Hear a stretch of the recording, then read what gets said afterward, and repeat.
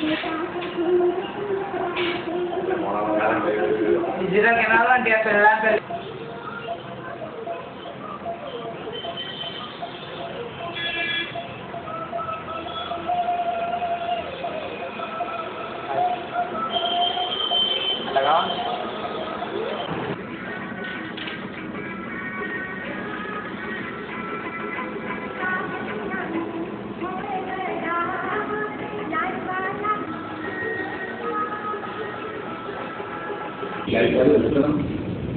હું સુધીર ટોપીવાલા ઘણા વર્ષોથી ફોટોગ્રાફી સાથે સંકળાયેલો છું.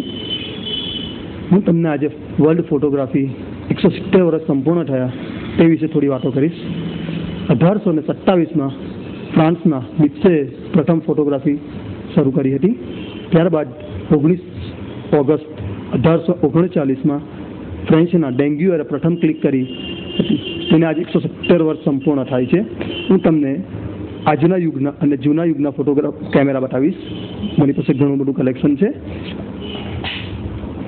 નેગેટિવ વાળો કેમેરો, જે ઓપ્ટિકલ કેમેરો હતો, જે અત્યારે તો કહેવાય એને એન્ટિક તરીકે કહેવાશે.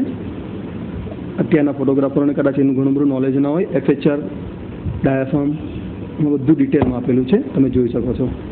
ડાયાફ્રામ મિરર, FHR ડાયાફ્રામ જે તમે જોઈ શકો છો, જે આજના યુગમાં ફોટોગ્રાફરોને ઘણી બધી સમજ નથી હોતી, જે આ જૂના કેમેરામાંથી હું સ્ટડી કરીને શીખ્યો છું ફોટોગ્રાફી અને વિડીયોગ્રાફી વિશે. ત્યારબાદ આવ્યા નેગેટિવવાળા જ કેમેરા. આ કેમેરા જે નેગેટિવવાળા કેમેરા છે, જે એમેચર લોકો યુઝ કરતા હતા. એમેચર મીન્સ કે ઘરગથ્થુ યુઝ કરતા હતા. ત્યારબાદ આવ્યો ડિજિટલનો જમાનો. Digital camera fix lens camera છે. આ ફિક્સ લેન્સ કેમેરા છે, તમે જોઈ શકો છો. એનો લેન્સ ફિક્સ આવે છે અને 5.2 મેગાપિક્સલથી સ્ટાર્ટ થયું હતું.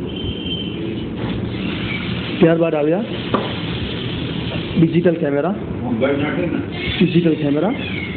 તમે જોઈ શકો છો, જે એમેચર ઘરગથ્થુ યુઝ કરવામાં આવે છે. આ પણ એ ટાઈપનો જ કેમેરો છે, બીજી બ્રાન્ડ કંપનીનો છે. ત્યારબાદ આવ્યા ડિજિટલ SLR કેમેરા, જેના લેન્સ તમે બદલી શકો છો.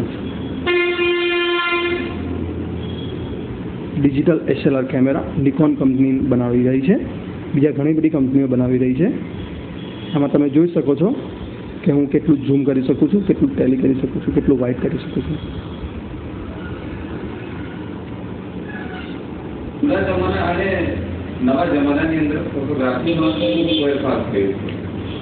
જૂના જમાનામાં ફોટોગ્રાફી ઘણી બધી મોંઘી હોવાથી રાજા મહારાજાઓ પોતાના પોર્ટ્રેટ બનાવતા હતા, ફોટા પડાવતા હતા. અને મોટા મોટા વડીલો, મોટા મોટા મોભાઓ, જે મોટા મોટા વેપારીઓ હતા, તે પોતાના ગ્રુપ્સ ફોટોગ્રાફ્સ પડાવતા હતા, જ્યારે ઘણું બધું મોંઘું હતું. હવે ફોટોગ્રાફી એટલી બધી નોર્મલ થઈ ગઈ છે કે કોઈ પણ મધ્યમ વર્ગના લોકો પણ ફોટોગ્રાફી કરાવી શકે છે, તે પોતે કરી પણ શકે છે. મોબાઈલ જગતમાં પણ ફોટોગ્રાફી ઘણી બધી આગળ આવી ગઈ છે. જૂના જમાનામાં શું પદ્ધતિ હતી ફોટોગ્રાફી? જૂના જમાનામાં ફોટોગ્રાફી એટલી બધી મોંઘી હતી કે જ્યારે એક ફોટો પાડવા માટે સલ્ફરનો બ્લાસ્ટ કરવામાં આવતો હતો. સલ્ફરના બ્લાસ્ટમાં જે ક્ષણભર પ્રકાશ આવે તે ક્ષણભરના પ્રકાશમાં જ કેમેરામેને ફોટો ક્લિક કરવો પડતો હતો. તે 2-4 સેકન્ડમાં જ ફોટો ક્લિક થતો હતો. એ ઘણા બધા ફોટો કેન્સલ કર્યા બાદ એક ફોટો પાસ થતો હતો. ઘણા બધા સલ્ફરના ધડાકા કરવામાં આવતા હતા. નવું વિચારધારા પ્રમાણે ફોટોગ્રાફીમાં શું નવીનતા આવી છે? નવા ફોટોગ્રાફી પ્રમાણે પહેલાં ફોટોગ્રાફી નેગેટિવમાં સેવ થતી હતી. હવે તમારા એ જ વસ્તુ ડેટામાં સેવ થાય છે. એઝ વેલ કમ્પ્યુટરમાં તમે ડેટા લઈ શકો છો, ફોટોગ્રાફી કરી શકો છો. અને ઘણી બધી નવીનતા આવી છે. હજુ પણ ઘણી બધી નવીનતા આવી રહી છે. એ યુગમાં ડિજિટલ કેમેરા એટલા બધા સફળતા છે કે કોઈ પણ નાનામાં નાનો છોકરો, કોઈ પણ મોટામાં મોટો છોકરો, એજેડ વ્યક્તિ જેને કેમેરાનું કંઈ જ નોલેજ નથી હોતું, તે લોકો પણ હવે ફોટોગ્રાફી ઇઝીલી કરી શકે છે. ઘણી બધી ઇઝીલી કરી શકે છે.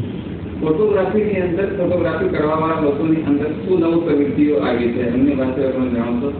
ફોટોગ્રાફીમાં નવીનતામાં એ છે કે તમારે પહેલાંની જેમ નેગેટિવવાળા કેમેરા હતા રોલ નાખવો પડતો હતો, અવેલેબલ લાઇટ કેટલી છે તે જ ધ્યાનમાં રાખવું પડતું હતું કે ભાઈ આ લાઇટમાં ફોટા આવશે કે નહીં. ફોટોગ્રાફરો પણ એ ધ્યાનમાં રાખવું પડતું હતું કે ભાઈ અત્યારે આટલી લાઇટ છે તો આટલું ફોટોગ્રાફી આવશે, આટલા લાઇટ્સમાં આટલા ફોટોગ્રાફ હું આટલો ડાયાફ્રોમ કે આટલું એફેચર કરીને ફોટોગ્રાફ્સ વાળું.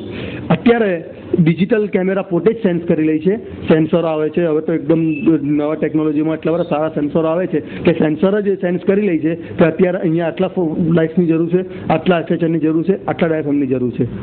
એ જાતે જ સેન્સ કરીને પોતે જ પ્રોગ્રામ પર કેમેરો ક્લિક કરી શકે છે.